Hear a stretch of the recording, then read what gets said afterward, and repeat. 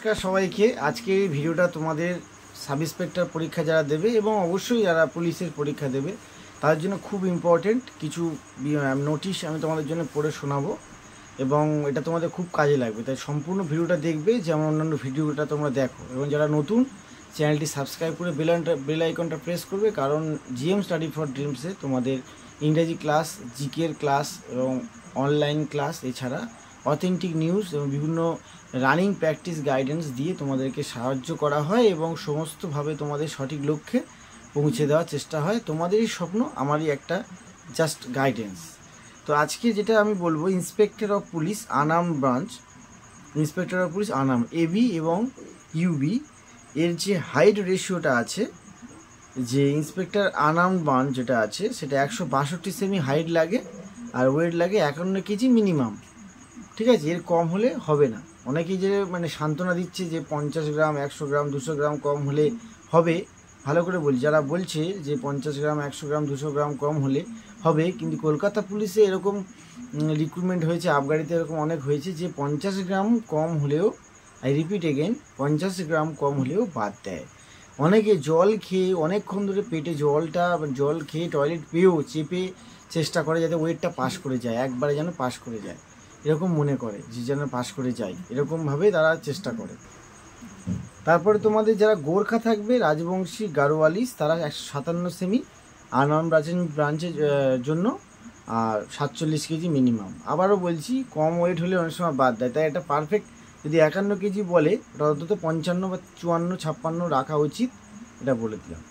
Inspector AB যেটা branch আছে সেখানে 166 সেমি হাইট লাগবে নর্মাল যারা, আর যারা গোর্খা তাদের জন্য 160, আর 54 কেজি মিনিমাম হচ্ছে যারা সাধারণ, আর যারা হচ্ছে গোর্খা তাদের জন্য 50 কেজি, এটা নর্মাল। এবারে যেটা তোমাদের আমি বলবো, যে মেসেজে লেখা আছে যে কনস্টেবল ক্ষেত্রে হোক আর সাব ইন্সপেক্টরের ক্ষেত্রে হোক, all provisionally selected candidates shall be required to appear for medical examination. যেটা নিয়ে অনেকে চিন্তা, মেডিকেল, এখানে চোখের সমস্যা, দাঁতের সমস্যা, পায়ের সমস্যা, নানা রকম ট্যাটু, হাতে ব্লেড কাটার দাগ, হেন তেন, সেগুলো বুঝে নাও। Medical examination at the hospital designated by the state government for the purpose. সরকারি সিলেক্টেড মেডিকেল হবে। The candidate should qualify the prescribed medical test, qualify করতে হবে। The candidates must not have knock knee থাকবে না, ফ্ল্যাট ফুট থাকবে না, varicose when, ফোলা শিরা, and squint eyes, টেরা দৃষ্টি. The minimum vision should be 6/6 with or without glasses. They should possess high color vision and should not be color blind. Color blindটা থাকলে হবে না। কালার ব্লাইন্ড টেস্টটা কেমন, একটা ছোট্ট বই দেবে, পাতা উল্টে উল্টে কিছু ছবি থাকবে, লেখার কালারের মধ্যে লুকিয়ে থাকবে কিছু প্রতিকৃতি বা ছবি, সেগুলোই কালারের মধ্যে থেকে জাজমেন্ট করতে হবে। সেটাকে যদি তুমি জাজমেন্ট করতে পারো তাহলে তুমি কালার ব্লাইন্ড নও, আর যদি তুমি করতে না পারো তুমি colour blind. The medical test shall also include the chest X-ray and other test as prescribed by the department of health family welfare, government of West Bengal, from the time to time. Selected candidates should be in good mental and physical health, free from any physical deformity and disability likely interfere with the training and efficient performance with the duties as police officer. এগুলো আর দরকার নেই। এবারে যেগুলো বললো, যে chest X-ray, blood test থেকে শুরু করে শিরাস্ফীতি, এই যে মেসেজটা এখানে লেখা আছে, টোটাল এই মেসেজটা তোমাদের আমি পড়ে দেখালাম। এই যে মেসেজটা পড়ে আমি দেখালাম, তো এই মেসেজে যেটা দেওয়া আছে টোটালটা জাস্ট একটা ফর্মালিটি। কি বললাম, এটা জাস্ট ফর্মালিটি। কেন? মেডিকেলটা কোনো ইস্যু না। তুমি যদি লেখা পরীক্ষায় ভালো নম্বর পেয়ে ইন্টারভিউ কোয়ালিফাই করে মেডিকেলে যাচ্ছ, মানে রাজ্য সরকারের চাকরিটা তোমার হাতে, তোমার পকেটে বলতে পারি। এবারে যদি মেডিকেল করতে গিয়ে কারোর হারিস ছিল, কারোর অ্যাপেন্ডিসাইড অপারেশন হয়েছে, কিন্তু এখন ঠিক আছে, ওকে।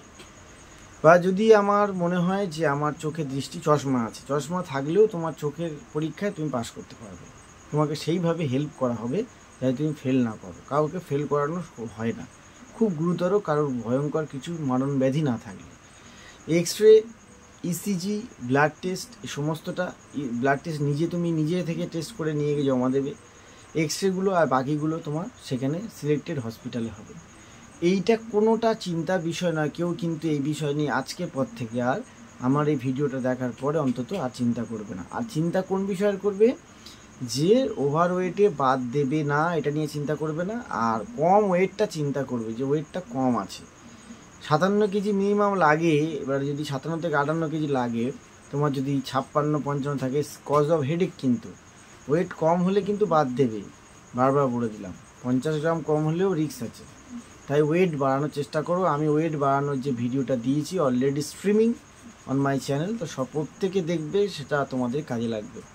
আজকে আমি পুরো ক্লিয়ার করে দিলাম, কনস্টেবল হোক বা এসআই, মেডিকেল নিয়ে আর চিন্তাভাবনা বেশি করবে না। প্রথম ধাপ 5 তলা বিল্ডিংয়ের প্রথম ধাপ রিটেন এক্সাম, ডব্লিউপি কেপি এবং এসআই। তারপরে ধাপ পিএমটি পিইটি, তারপরের ধাপ ইন্টারভিউ। প্রত্যেকটা ধাপে জিএম স্টাডি ফর ড্রিমসকে পাবে বন্ধু হিসাবে, তোমাদের সাহায্য করবে। এবং তোমার সাবস্ক্রাইব যদি না করো, বেল আইকনটা যদি প্রেস না করো, তাহলে কিছুতেই আমি তোমাদের সামনে ভিডিও আনলেও তোমরা সেটা নোটিফিকেশান পাবে না। তো অবশ্যই যেমনভাবেই চ্যানেলটা দেখো সেভাবেই দেখবে। তোমাদের কাজে লাগলে অবশ্যই চ্যানেলটি সাবস্ক্রাইব করে, ভালো না লাগলে নট ইন্টারেস্টেড বা স্কিপ করে বেরিয়ে যাবে। আর যদি একটা ভালো কমেন্ট করতে চাও, যেটা আমার মনে থাকবে সেরকম কিছু একটা কমেন্ট করে দেবে। ভালো থাকবে। নেক্সট ভিডিওতে আবারও কিছু এরকম ইম্পর্টেন্ট টপিক নিয়ে তোমাদের সামনে হাজির হব। আজকে ভিডিওটা আমি এখানেই শেষ করলাম। Thanks a lot.